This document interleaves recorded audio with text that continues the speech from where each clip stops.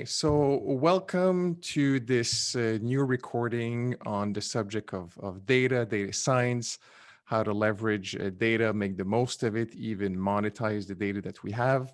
So really pleased today to have with us Nicole from Alla Brave.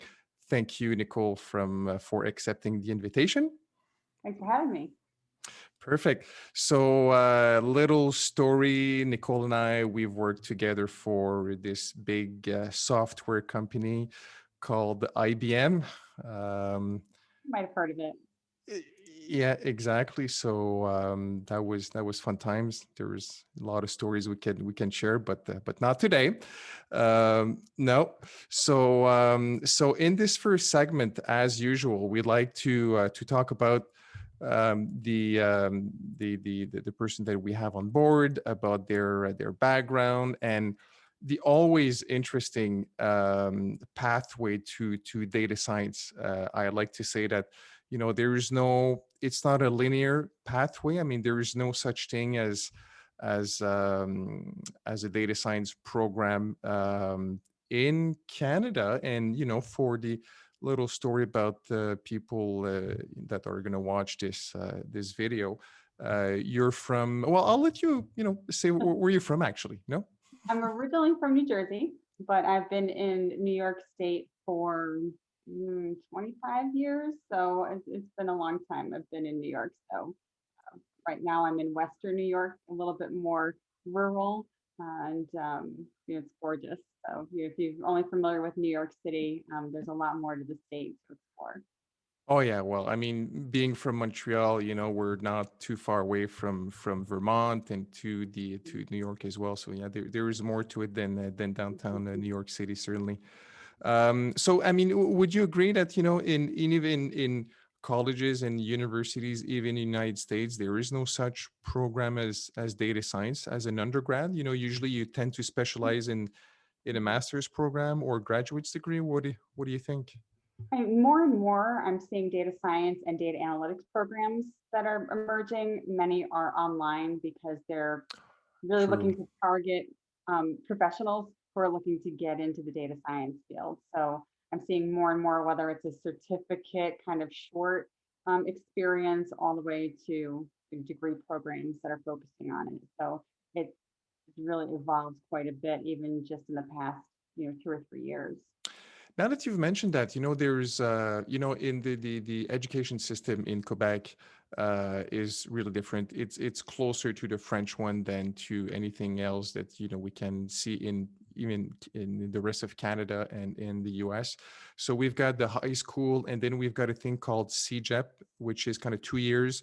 So Mhm. we don't have grade 11. Grade 12, sorry, we don't have grade 12. There is that extra year in what's called CEGEP, and universities are usually tend to be 3 years as opposed to four. So Mhm. that year that you lose at university, that's the second part of the CGIP. So and Mhm. that's a really good point. I've seen this in CGIPs having data science programs, really intense, geared towards the marketplace. So maybe not as much as theoretical aspect to stats, but straight into like big data and working with okay, that's a good point. Mhm. um, all right, so why don't we talk about your the road that you've took to get to where you are right now, and maybe you can talk about a bit about what you do at this point. I mean, I've mentioned that you work for a company that you founded, so that's one thing to be proud of, Alla Breve. So what does Alla Breve does as a company? Sure. So Alla Breve Educational Consulting is the full title, and we're in our fifth year. So it's great to get to year five. It's always hard for a small business to get past those first 2 years. So we are in year five and have grown quite a bit in the scope that we do. And I tell folks we're an analytics consulting company, but when it comes to analytics, it could be anywhere from survey research to predictive analytics to even strategic planning and program evaluation. So it's really everywhere from the collection of the data to the analysis to the interpretation and application. So kind of think of that as like a full suite of analytics It's story a and wide, take yeah, the full analytics journey. is a wide spectrum. Exactly. I mean, analytics is kind of this generic word that encompasses so many things. I mean, it could be dashboard, and it could be like artificial intelligence, self-driving cars, that kind of stuff. Mhm. So how did you get to? That's a big question. I know it's a loaded question, but how did you get there? Where did you start, and even undergrad and moving on to that led you to doing what you do today? I feel like I've got to use one of my dad's old sayings is to make a long story short, because Yeah. it is a long story. And my journey is a little different than yours because yours was more through the computer science route to Oh, the I did to even marketing and sociology at first. Yeah. yep. So you've got a really kind of diverse path Yeah. along the way. Mine was a little bit more linear, but it was almost like a transformation of approach because my background and my degrees are in psychology, but in the social psychology, so more of the applied research and more of the organizational psychology.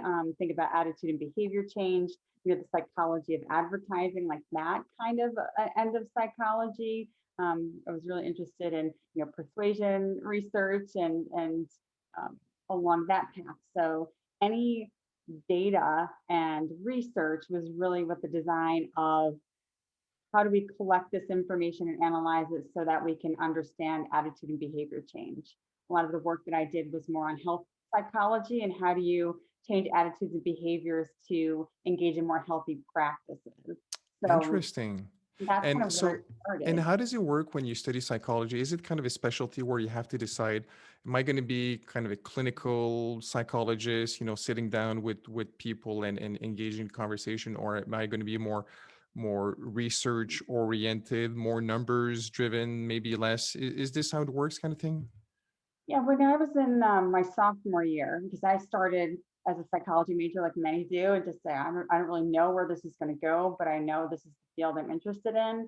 And when I took a social psychology course, it really had all of the subjects and um, discussions that I was interested in. So everything we talked about was something that I just wanted to do more of.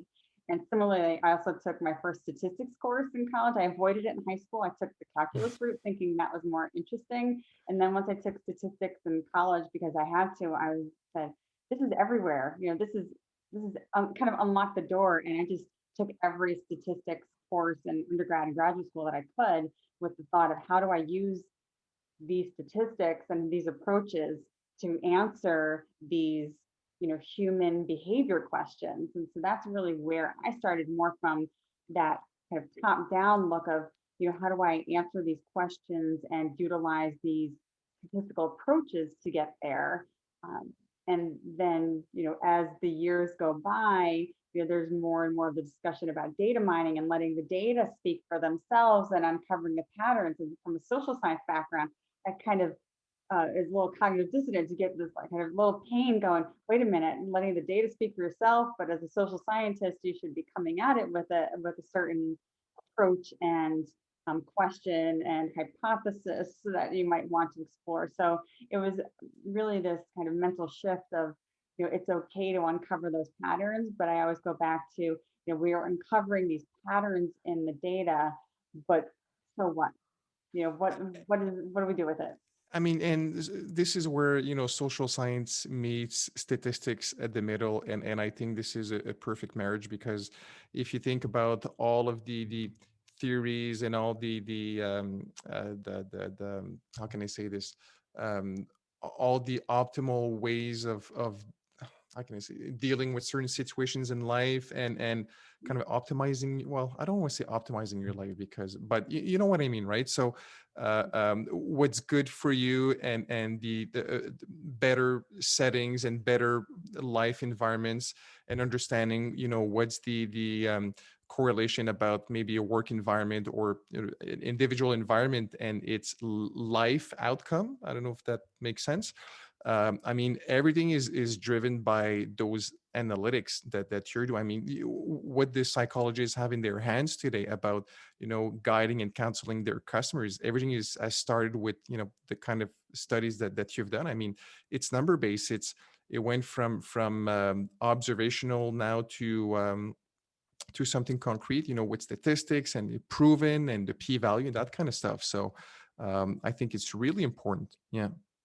Yeah, and I think for many who are in the psychology programs, the first thought is, when I'm done, I'll get into academia and be a professor. And then there's that whole other side of the world that says, okay, well, you can be a practitioner and actually put these theories into practice. And that's actually how I ended up. I still continue. Actually, I've been an adjunct faculty member at various institutions since that time, but I got into full-time work with market research, and then in higher education and institutional research, and then in K-12 doing, educational research. So, Nice. my career path um, really presented opportunities to take those analytical skills and new data sets and new discussions.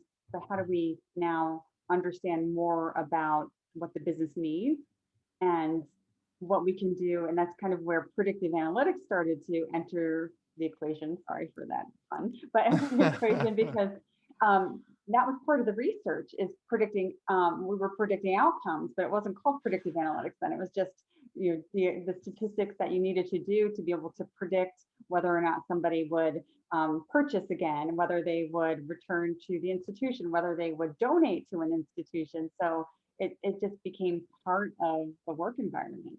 So you've got a PhD. So did you that enlightenment about knowing that this is interesting? Did you get it after, while you're doing your undergrad, or realizing that you would make a career in what used to be called predictive analytics and data mining, which is now called artificial intelligence and sometimes deep learning?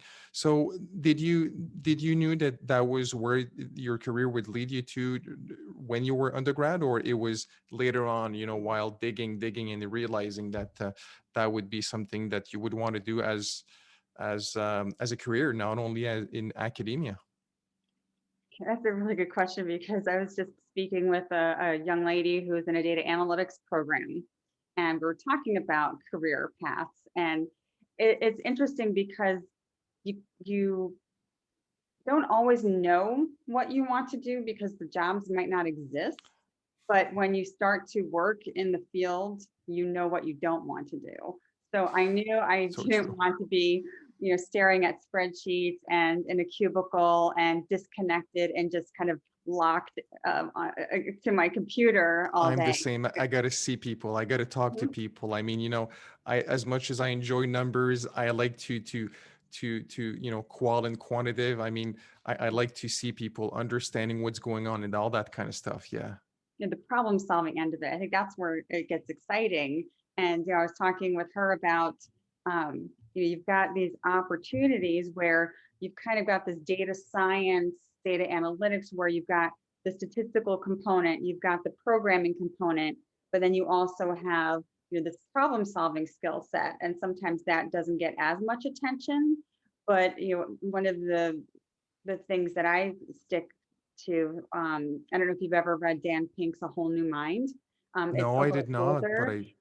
It's a little older, but I think it was such a great foreshadowing of the industry, because it talked about how so much can be automated or outsourced. So what's left to bring value? What do you bring to a work environment, to a situation? So, what kind of meaning can you derive? What kind of stories can you tell? What are some of those more creative elements? And I think that's a really key piece of whether or not you're going to make data science a job or a career. Because you can have a job, but that job can easily be automated or outsourced at any time, and you don't know when that time will happen. So what's left that you bring to the table that will make your presence to the organization more valuable? And I think those other skills are critical. I always think about all the taxi drivers and all the truck drivers, whenever AI is going to be mature, and all those self-driving cars. I've got those thoughts for people that might be blue collar work and being replaced. But anyways, And um, even yeah.